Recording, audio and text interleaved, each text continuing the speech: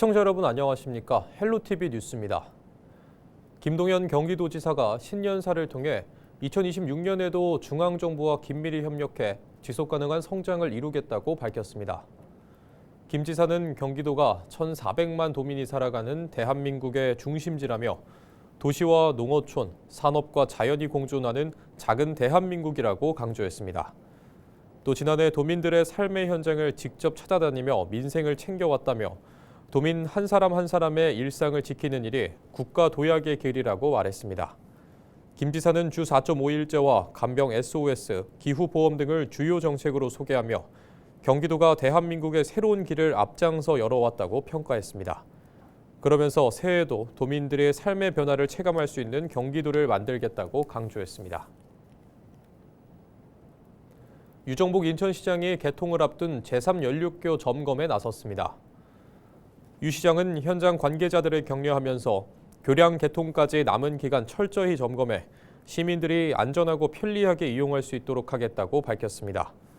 제3연륙교는 총 사업비 7,677억 원이 투입됐으며 길이 4.68km, 폭 30m의 왕복 6차로로 건설됐습니다. 인천국제공항이 있는 영종도와 수도권 서부 지역 간 접근성을 개선하게 되며 이를 통해 물류비 절감은 물론 영종, 청라 국제도시 투자 유치 활성화와 인천공항 경제권 발전에 기여할 것으로 기대되고 있습니다. 또 세계 최고 높이인 184.2m의 해상 교량 전망대와 수변 데크길, 야간 경관 등 다양한 관광 콘텐츠도 갖춰 수도권 명소로 떠오를 전망입니다. 요금은 소형차 2,000원, 중형차 3,400원, 대형차 4,400원입니다. 영종, 청라, 옹진군 북도면 주민들은 사전 등록된 차량에 한해 무료로 도로를 이용할 수 있습니다. 한편 제3연륙교는 오는 4일 개통 기념 행사를 열고 이튿날인 5일 오후 2시 정식 개통할 예정입니다. 인천 지역 수도요금 납부 제도가 개선됩니다. 인천시 상수도 사업본부는 수도요금 신용카드 자동 납부를 신청한 달부터 바로 적용할 수 있도록 제도를 개선했다고 밝혔습니다. 그동안 신용카드 자동 납부는 금융결제원 요구에 따라 신청일과 2개월 초 2차례 카드 유효성 검증 절차를 거쳐야 했습니다. 이로 인해 자동 납부 적용은 2월 23일부터 가능해 신청 당월은 처리하지 못하는 불편이 제기돼 왔습니다. 이번 개선에 따라 올해부터 매월 1일부터 23일 영업일 전까지 전화 또는 누리집을 통해 신용카드 자동 납부를 신청하면 해당 월에 청구된 요금부터 자동 납부가 진행됩니다.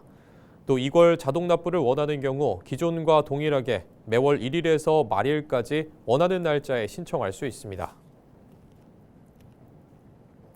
부천의 주요 대학들이 지역 혁신을 위한 라이즈 사업에 선정돼 올해 첫 발을 뗐습니다. AI부터 영상 콘텐츠, 전통시장 활성화 등 특화 분야도 다양한데요. 부천의 라이즈 사업 어떤 내용인지 이정하 기자가 취재했습니다. 강의실에서 인공지능을 활용해 게임 콘텐츠를 만드는 수업이 한창입니다. 장래 게임 분야에 취업하길 원하는 학생들입니다.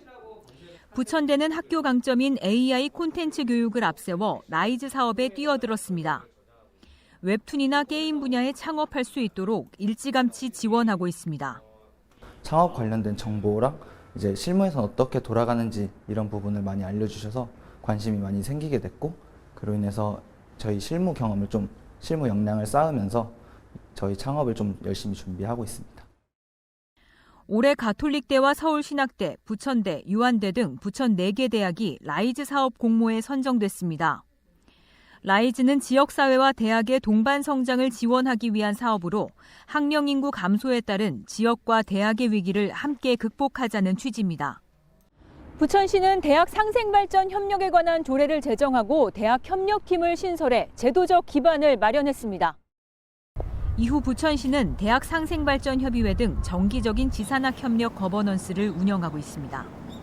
서로 이제 경쟁하는 체계가 아니라 이제 서로 협력하면서 부천시를 발전시킬 수 있는 방향에 대해서 서로 고민을 했고요. 각자의 영역을 존중하고 지원하면서 서로 상생 협력하자라는 그런 내용으로. 대학들은 전통시장과 복지, 인공지능 콘텐츠 등 주력 분야를 중심으로 지역 혁신 산업을 추진할 계획입니다. 부천대학교는 이러한 라이즈 사업을 통해 지역 산업 수요 기반의 인재 양성과 산학 협력, 그리고 지역 혁신 생태계 구축을 통한 지속 가능한 지역 혁신 모델을 구축하고자 합니다. 지역사회에 기여하는 이라는 키워드를 저희가 가져왔습니다. 대학의 모든 자원과 역량을 지역사회의 발전에 기여하는 그 방향으로 역량을 집중하려고 생각을 하고 있습니다. 첫째는 미래 산업을 선도하는 인재 허브가 되는 것이고, 둘째는 우리 대학의 연구력과 기술력이 지역 기업의 성장과 지역 내 발전 또 일자리 창출로 이루어지는 구조를 만드는 것이며, 이제 부천 경기 지역, 서부 지역 전체를 아우를 수 있는 이주 배경 아동 청소년들을 위한 복지 프로그램을 마련하는 중추적 역할을 할 수 있으면 좋겠다 이런 생각을 하고 있습니다. 라이즈 사업에 선정된 부천 4개 대학은 앞으로 5년 동안 사업비 350억 원 이상을 지원받아 지자체, 산업계 등과 협력 사업을 추진할 계획입니다. 헬로티비 뉴스 이정합니다.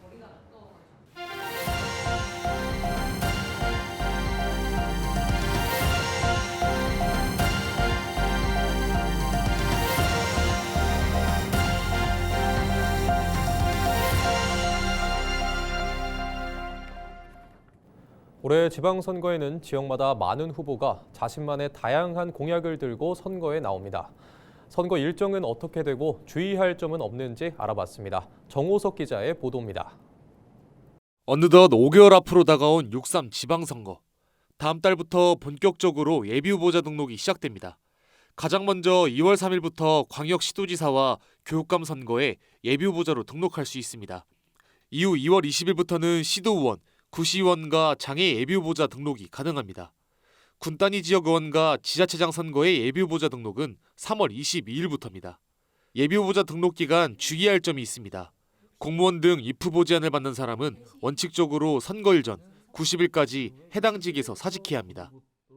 입후보 제한을 받는 공직자 등의 경우 비례대표 지방의원 선거를 제외하고 선거일 전 90일인 3월 5일까지 사직해야 하고, 또한 이날부터는 국회의원이나 지방의원의 이정활동 보고가 금지됩니다. 예비후보자 신분으로 할 수 있는 선거운동 방식에도 제한이 있습니다. 선거사무소를 개소할 수 있고 명함과 어깨띠 등을 활용한 1:1 홍보가 가능합니다. 또 문자를 활용한 선거운동과 인터넷 홈페이지 개설, SNS 계정을 이용한 홍보도 할 수 있습니다.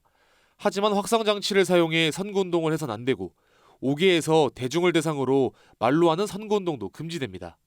선거일 전 60일인 4월 4일부터는 지방자치단체장의 정치 행사 참석과 지방자치단체의 각종 행사 개최와 후원이 제한되는 등 지방자치단체장은 선거에 영향을 미치는 행위를 할 수 없으며 후보자 또는 정당 명의의 선거에 관한 여론조사가 금지됩니다. 본후보 등록은 5월 14일부터 이틀간 매일 오전 9시부터 오후 6시까지 가능합니다. 선거운동은 5월 21일부터 가능합니다. 후보자들은 예비후보자 자격으로 가능하던 선거운동 방식에 더불어 벽보와 현수막을 활용할 수 있습니다. 또 유세차를 활용한 선거도 가능하지만 집회는 금지됩니다. 이와 함께 전화를 이용한 선거운동도 할 수 있지만 선거 당일에는 불가합니다. 중립기관인 저희 선거관리위원회도 공정한 선거가 될 수 있도록 최선을 다해서 단속 활동이나 홍보 활동 이렇게 하도록 하겠습니다. 사전투표는 5월 29일부터 이틀간 매일 오전 6시부터 오후 6시까지 진행됩니다. 6월 3일 본투표 날에도 오전 6시부터 오후 6시까지 투표가 가능하며 개표는 투표 종료 후 즉시 시작됩니다. 헬로티비 뉴스 정호석입니다.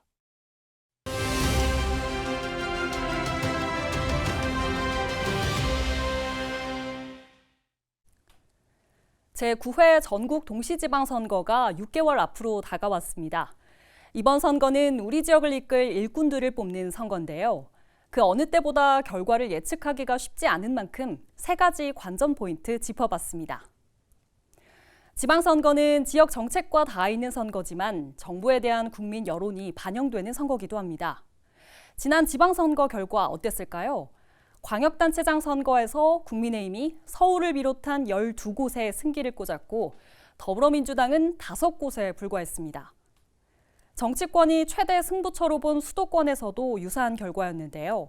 국민의힘이 광역단체장 3석 중 2석을, 기초단체장 66석 중에 46석을 가져갔습니다.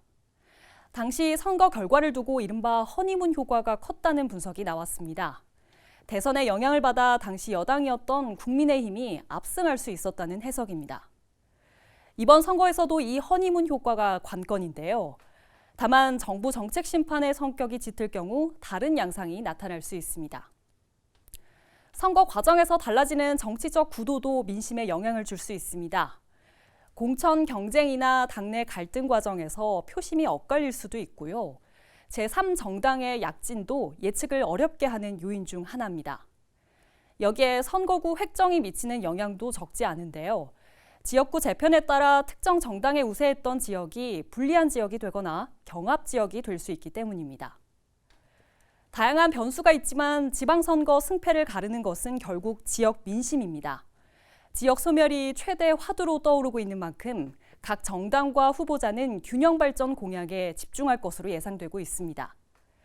지역민들이 체감할 수 있는 생활 공약들도 표심을 흔들 중요한 열쇠입니다. 또 청년 유권자가 얼마나 참여하느냐에 따라 유불리가 달라질 수 있습니다. 내 삶을 바꾸는 지방선거. 지역의 미래가 유권자의 손에 달려 있습니다. 헬로티비 뉴스 이세진입니다. 내년 지방선거를 앞두고 부천시장 출마를 준비 중인 인사들의 개인 페이스북 계정이 최근 잇따라 폐쇄되는 일이 발생했습니다. 한병환 전 부천문화재단 대표이사와 서진웅 전 국무총리실 정무비서관 계정은 각각 지난달 23일과 26일 폐쇄 조치됐다가 이후 정상화됐습니다. 이에 대해 한병환 전 대표는 페이스북에 규정 위반 신고가 접수돼 플랫폼 측에서 해당 내역을 확인하는 동안 계정 사용이 제한됐다며 규정을 위반한 사실이 없어 절차를 거쳐 현재는 정상적으로 복구됐다고 밝혔습니다. 서진웅 전 의원 역시 거짓 제보로 인해 피해를 입었지만 계정 검토 결과 문제가 없는 점이 확인됐다며 이번 일을 계기로 부천 시민들과의 소통이 얼마나 중요한지 다시 한번 깊이 깨닫게 됐다고 말했습니다. 국토교통부가 2일 정부주택공급추진본부 출범식을 열고 주택공급 정책을 계획에서 실행 중심으로 전환한다고 밝혔습니다. 21년 만에 상설 조직으로 출범한 공급본부는 수도권 135만 호 공급 목표를 포함해 공공, 민간, 지방정부가 참여하는 원팀 체계를 구축합니다.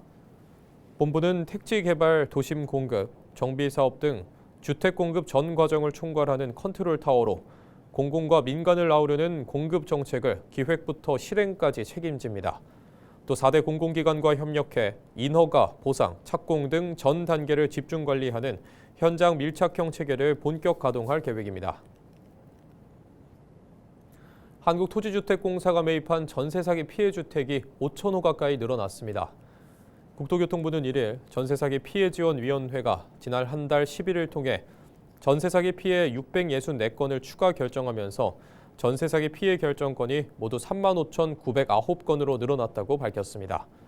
한국토지주택공사는 현재까지 협의와 경매를 통해 전세 사기 피해 주택 4,898호를 매입했는데요. 피해자들에게 공공임대로 제공할 계획입니다.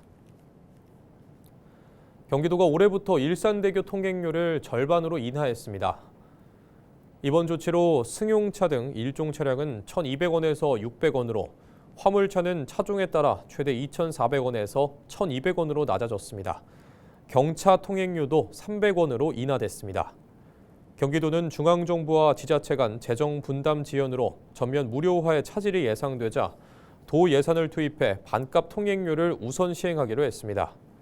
이를 위해 경기도는 올해 본 예산에 200억 원을 편성했으며 통행료 징수 계약이 끝나는 2038년까지 통행료의 절반을 지원합니다. 경기도는 이번 조치를 시작으로 오는 2026년 일산대교 전면 무료화를 차질 없이 추진할 계획입니다. 경기도가 도민들의 금융부담 완화를 위해 대출이자 지원 사업을 시행합니다. 지원 대상자로 확정되면 지난해 7월부터 12월까지 6개월 동안 발생한 대출이자를 경기도가 대신 상환해 줍니다. 경기도는 지난 2010년 전국 최초로 이 사업을 시작해 지난해까지 44만 6천여 명에게 모두 350억 원가량을 지원했습니다. 이상으로 뉴스를 마칩니다. 시청해주신 여러분 고맙습니다.